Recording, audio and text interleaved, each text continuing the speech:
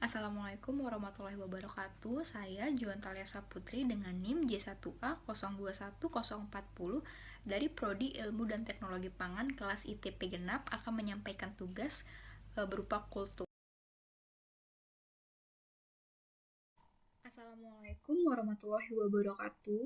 Dalam kesempatan ini, marilah kita panjatkan puji syukur kehadirat Allah Subhanahu wa Ta'ala yang telah memberikan kita nikmat sehat, nikmat iman, serta hidayahnya kepada kita selaku hambanya. Salawat serta salam tetap tercurah kepada junjungan Nabi kita, Nabi Muhammad SAW. Pada hari ini saya, Joan Talyasa Putri dengan NIM J1A021040 akan menyampaikan sebuah kultum dengan tema aktif di saat pandemik. Wabah virus COVID-19 ini pertama kali muncul di Wuhan, Cina pada akhir tahun 2019 dan mulai menyebar ke Indonesia pada awal Maret tahun 2020. Dalam menyikapi hal ini, pemerintah Indonesia menghimbau kepada seluruh masyarakat Indonesia untuk melawan COVID dengan cara 3M. Yang pertama, memakai masker, mencuci tangan, dan menjaga jarak. Selain itu, pemerintah Indonesia membuat keputusan untuk melakukan semua kegiatan di rumah dan dilakukan secara daring atau via virtual. Selain itu, apabila kita menganggap wabah COVID-19 ini sebagai sebuah pemandangan, kita akan melihatnya dalam dua sisi. Yang pertama, sisi positif dan sisi negatif. Yang kita bahas pertama ini adalah sisi negatifnya. Apabila kita mengisi kegiatan tersebut hanya dengan kecemasan, maka yang kita lihat ini semakin susah bekerja karena lapangan pekerjaan dibatasi, sehingga otak kita akan selalu terkukung yang berakar, sehingga akan membuat kita akan berpikir akan susah terus yang tidak bisa mengambil pelajaran dan makna dari adanya wabah ini. Selanjutnya, pemandangan dari sisi positif, biasanya kita yang suka takut berada di bawah sinar matahari, terkhususnya para wanita, karena takut hitam, akhirnya menjadi sering berjemur di bawah sinar matahari karena itu dianggap bagus untuk kesehatan dan imun kita. Yang kedua, kita bisa beribadah dengan kualitas yang bagus karena sebagian besar kegiatan kita dilakukan di rumah. Itu membuat kita bisa melakukan ibadah secara intensif, baik sunnah maupun yang wajibnya. Yang ketiga, kita bisa mengembangkan semua potensi kita yang selama ini kita tidak sadarin dan tidak mempunyai waktu untuk mengasahnya. Karena kita berada di rumah dan mungkin merasa bosan, kita bisa akhirnya secara tidak langsung mengasah semua bakat kita itu di waktu-waktu yang lagi sedang senggang gitu.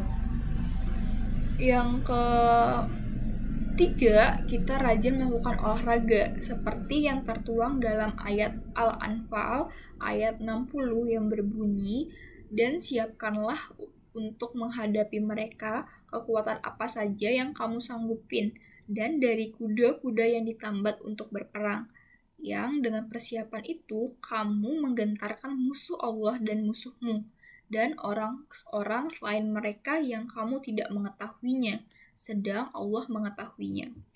Karena ada 3 manfaat olahraga menurut Islam. Yang pertama adalah menjaga diri atau self-defense. Itu artinya olahraga ini membuat fisik seseorang menjadi kuat. Caranya itu adalah dengan latihan yang berkelanjutan dan teratur. Itu memunculkan manfaat kebugaran dan energi agar kita bisa membela diri dari serangan musuh. Pembelaan dan penjagaan diri adalah tuntunan dasar.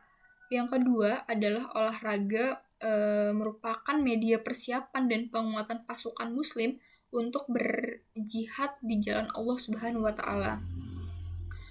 Perang bukan hanya adu strategi, tetapi juga butuh kelihayan menggunakan senjata, kelincahan berkuda, dan penguasaan panah. Ini semua hanya bisa ditempuh melalui latihan yang berkelanjutan, dan sarananya adalah berolahraga. Yang ketiga adalah menjaga kesehatan tubuh. Fisik yang sehat adalah anugerah yang tak terkira dari Allah. Karena itu, karunia itu harus kita tetap jaga sebagai bentuk rasa syukur kita kepada Sang Khalik. Ada banyak cara untuk menjaga tubuh agar tetap bugar dan sehat, seperti memakan asupan yang bergizi dan nutrisi yang cukup. Selain itu, olahraga merupakan cara yang jitu karena dengan berolahraga, aliran darah lancar dan metabolisme tubuh itu menjadi seimbang. Yang keempat, itu kita bisa melakukan interaksi sosial dengan orang-orang di sekitar kita.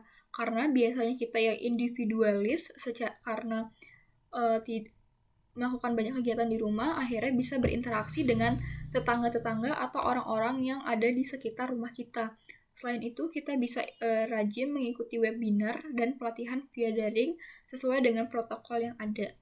Karena menurut surat Al-Hujurat ayat 13 yang berbunyi, "Hai manusia, sesungguhnya kami menciptakan kamu dari seorang laki-laki dan seorang perempuan, dan menjadikan kamu berbangsa-bangsa dan bersuku-suku, supaya kamu saling kenal mengenal. Sesungguhnya yang paling mulia di antara kamu di sisi Allah ialah yang paling bertakwa di antara kamu. Sesungguhnya Allah Maha Mengetahui lagi Maha Pengenal." Semakin kuat pengenalan satu pihak kepada lainnya, semakin terbuka peluang kita untuk memberi manfaat. Karena secara tidak langsung kita bisa memberi manfaat kepada orang banyak, dan orang lain pun bisa memberikan manfaat kepada kita yang membuat adanya simbiosis mutualisme. Perkenalan itu dibutuhkan untuk saling menarik pelajaran dan pengalaman pihak lain guna meningkatkan ketakwaan kepada Allah Subhanahu wa Ta'ala, dan dampaknya tercermin pada kedamaian dan kesejahteraan hidup duniawi maupun dalam kebahagiaan ukhrawi. Mungkin sekian kultum saya pada hari ini. Apabila terdapat kesalahan kata dan pengucapan, saya mohon maaf. Terima kasih. Wassalamualaikum warahmatullahi wabarakatuh.